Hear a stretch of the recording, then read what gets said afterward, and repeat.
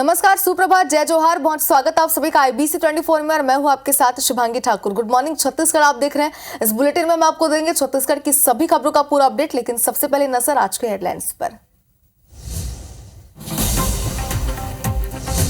छत्तीसगढ़ विधानसभा के मॉनसून सत्र का आज दूसरा दिन। पटल पर रखे जाएंगे 6 विभागों के वार्षिक प्रतिवेदन। प्रथम अनुपूरक अनुदान मांगों पर भी होगी चर्चा। रायपुर में बीजेपी विधायक दल की बैठक में मॉनसून सत्र पर बनी रणनीति। विधायकों से मांगी गई 6 महीने के विकास कार्यों की रिपोर्ट। आगामी 6 महीने की कार्य योजना की भी रिपोर्ट मांगी। आज आएगा मोदी 3.0 का पहला बजट। वित्त मंत्री निर्मला सीतारमण सुबह 11 बजे लोकसभा में पेश करेंगी बजट। युवा, महिलाओं और किसानों को मिल सकती है बड़ी राहत। और शूटआउट के 3 आरोपियों को रायपुर लेकर पहुंची साइबर टीम। झारखंड से गिरफ्तार तीनों आरोपियों को भेजा गया जेल।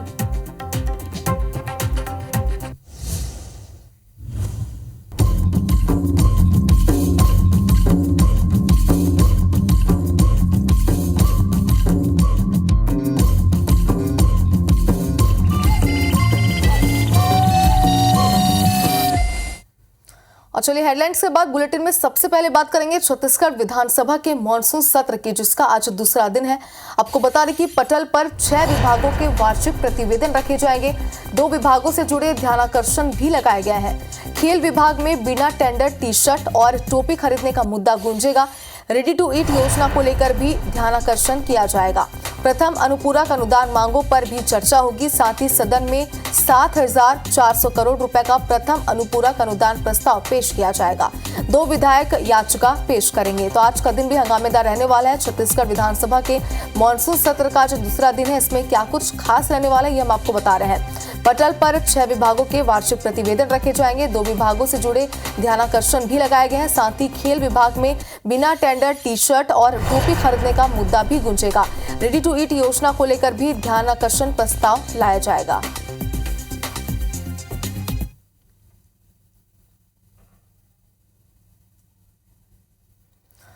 और रायपुर स्थित मुख्यमंत्री निवास में सोमवार को बीजेपी विधायक दल की बैठक हुई है, जिसमें मॉनसून सत्र के दौरान विपक्ष के सवालों का तथ्यों के साथ जवाब देने की रणनीति बनी है।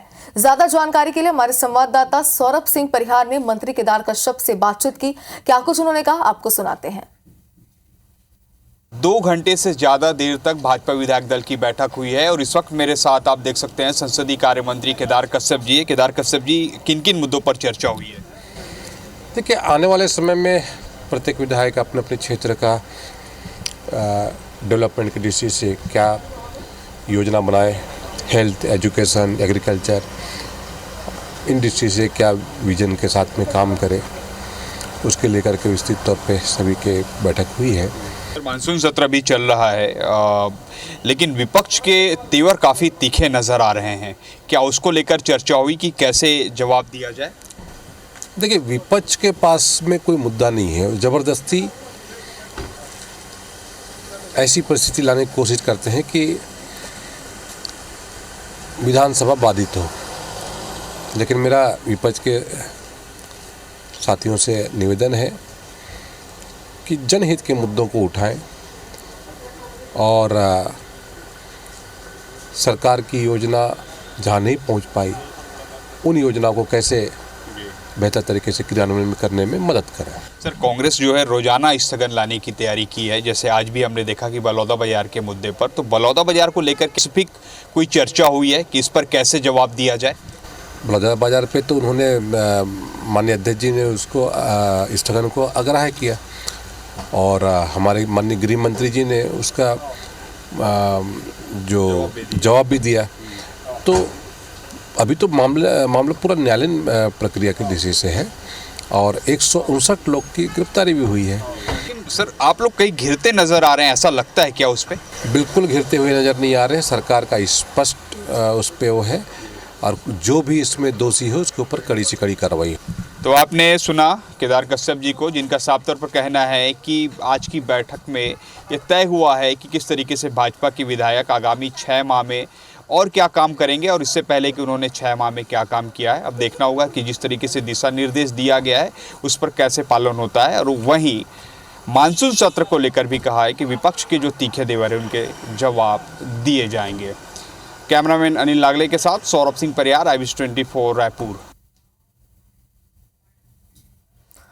चलिए आगे बढ़ते हैं और कांग्रेस के दोनों प्रभारी सचिव आज रायपुर आने वाले हैं। चंदन यादव और विजय जांगीर आज रायपुर आएंगे।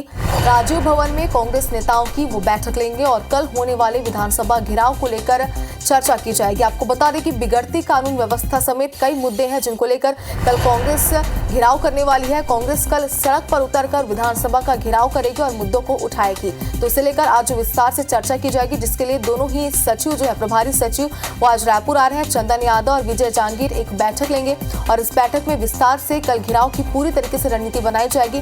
किस तरीके से कल घेराव करना है, क्या मुद्दे उठाए जाएंगे, इनको लेकर विस्तार से वो चर्चा करेंगे।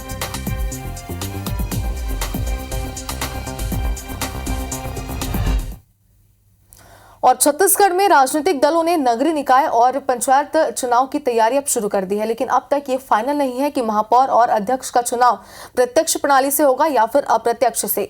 इस बात की भी चर्चा है कि मानसून सत्र में इसको लेकर संशोधन विधेयक लाया जा सकता है। विधि विभाग ने ड्राफ्ट भी तैयार कर लिया है।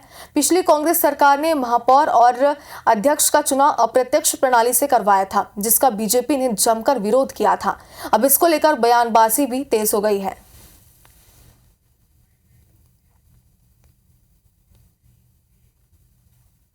शासन के समय लगातार चुनाव प्रत्यक्ष प्रणाली के द्वारा हुआ था, लेकिन अपने महापौर और अपने अध्यक्ष बनाने के चक्कर में भूपेश बघेल की सरकार ने उसको अप्रत्यक्ष प्रणाली लाया और तमाम धांधली करके अपने नगर पालिका निगम में महापौर पालिका अध्यक्ष बनाने का काम किया है। इस बात का द्योतक है कि भारतीय जनता पार्टी चुनाव से, इस प्रकार के चुनाव से या अप्रत्यक्ष चुनाव के लिए उनको कहीं ना कहीं इस बात का अंदेशा या संदेह रहता है कि वो जीत पाएंगे या नहीं जीत पाएंगे, लेकिन ये अपनी उनकी सरकार है, ये अपना उनका निर्णय है। सीधे आपको ले चलते हैं जहां वित्त मंत्रालय जाने के लिए निर्मला सीतारमण का काफिला रवाना हो रहा है और घर से मंत्रालय के लिए वित्त मंत्री निर्मला सीतारमण यहां से रवाना हो रही है। मंत्रालय में बजट तैयार करने वाली टीम के साथ उनका फोटो सेशन होने वाला है और वित्त मंत्रालय से राष्ट्रपति भवन मंत्री निर्मला सीतारमण जाएंगी।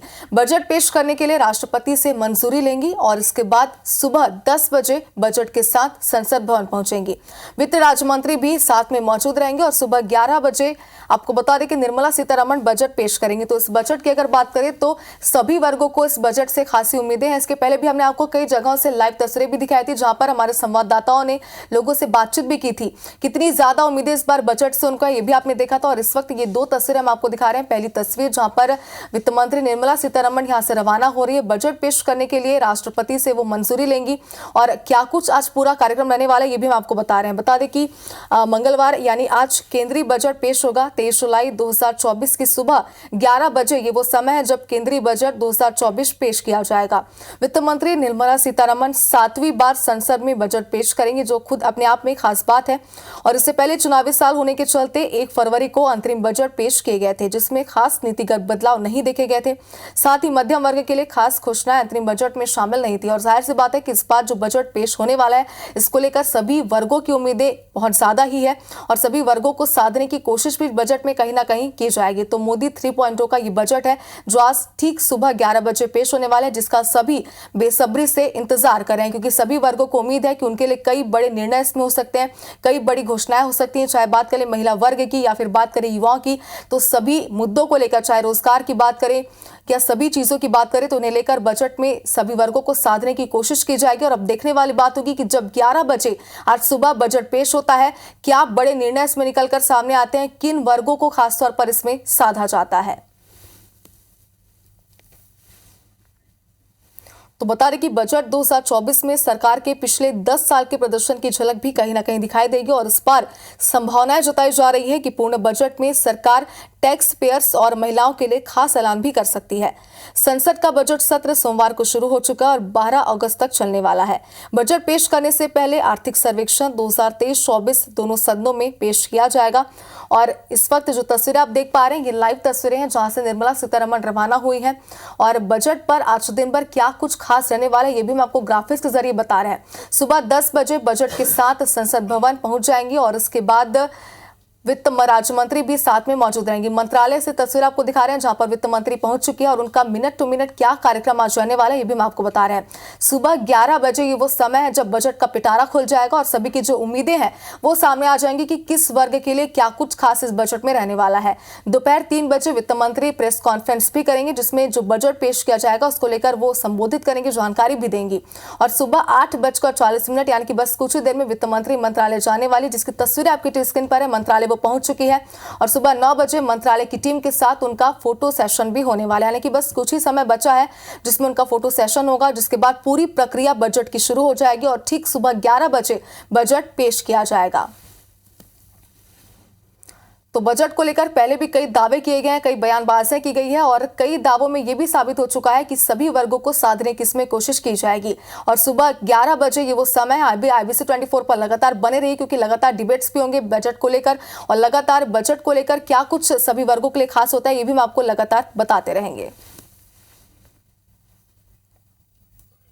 और संस्कृत विवेकानंद उत्कर्ष परिषद का 10वां सावन उत्सव रायपुर के पंडित दीनदयाल ऑडिटोरियम में संपन्न हुआ। सावन की फुलझड़ी के बीच महिलाओं ने रस्सी कूद, गिल्ली डंडा, गेड़ी जैसे खेलों का आनंद लिया। इस कार्यक्रम में अतिथि के रूप में नगर निगम के सभापति प्रमोद दुबे, संस्था के संरक्षक डॉक्टर अशोक भट्टर, पंडित रविशंकर विश्वविद्यालय के मनोविज्ञान के प्रोफेसर प्रियमवदा श्रीवास्तव हुए। सावन उत्सव में इस बार मेंटल हेल्थ अवेयरनेस कार्यक्रम का आयोजन किया गया जिसमें अपने आप को मानसिक रूप से स्वस्थ कैसे रखें इसकी जानकारी भी दी गई। कार्यक्रम के अंत में सभी महिलाओं ने रैंप वॉक के आयोजन में बढ़ चढ़कर हिस्सा लिया जिसमें महिला स्थान पर कोमल साहू और पहले स्थान पर रही और दूसरे स्थान पर मधु सेठ को मिला।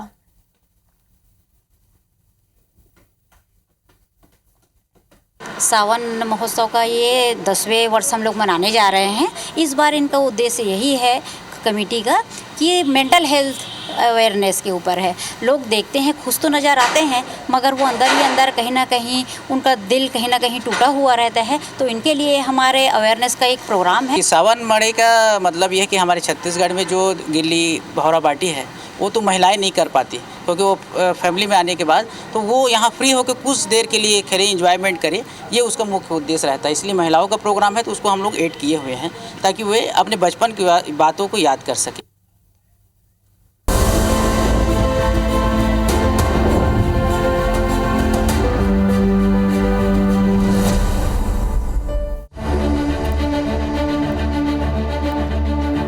साय सरकार की कोशिशों के चलते छत्तीसगढ़ में शिक्षा की तस्वीर बदलने लगी है।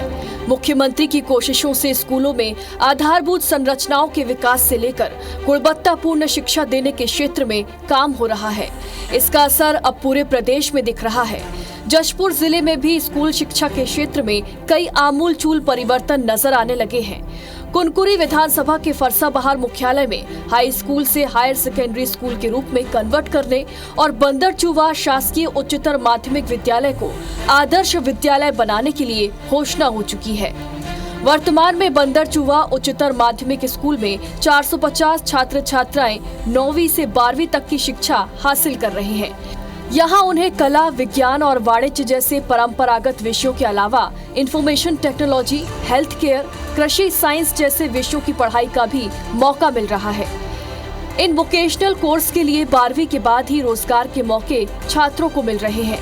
पढ़ाई को ज्यादा इंटरैक्टिव और रोचक बनाने के लिए स्कूल में हाईटेक तरीके से स्मार्ट बोर्ड और प्रोजेक्टर के जरिए पढ़ाया जा रहा है।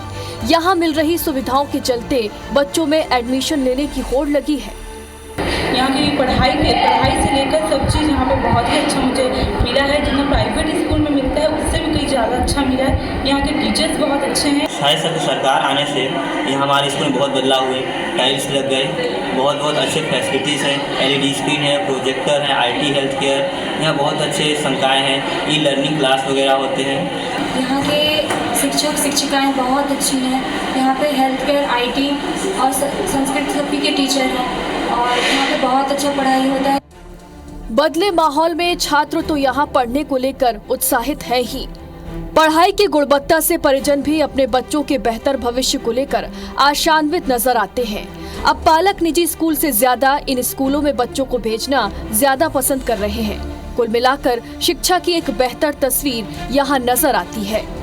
बहुत अच्छा पढ़ाई हो रही है सर यहाँ पर। पहले मेरे बच्चे यहाँ पर पढ़ के निकल भी गए हैं, सब हर समय फर्स्ट डिवीजन में पास होकर के निकले हैं और अभी भी पढ़ रहे हैं बच्चे। राज्य स्तरीय शाला प्रवेश उत्सव माननीय मुख्यमंत्री जी के मुख्य आतिथ्य में ग्राम बगिया में हाई स्कूल में मनाया गया, जिसमें माननीय मुख्यमंत्री जी के द्वारा जिले के फरसाबहार को हायर सेकेंडरी स्कूल में उन्नयन किया गया एवं बगिया और बंदरचुआ को आदर्श विद्यालय बनाने की भी घोषणा की गई। साय सरकार की कोशिशों के चलते शिक्षा में बदलाव की ये तस्वीरें बेहद सुकून देने वाली हैं। खासकर ग्रामीण और आदिवासी अंचलों के लोगों का सरकारी स्कूलों पर बढ़ता भरोसा कहीं न कहीं साय सरकार पर भरोसे को भी दर्शाता है।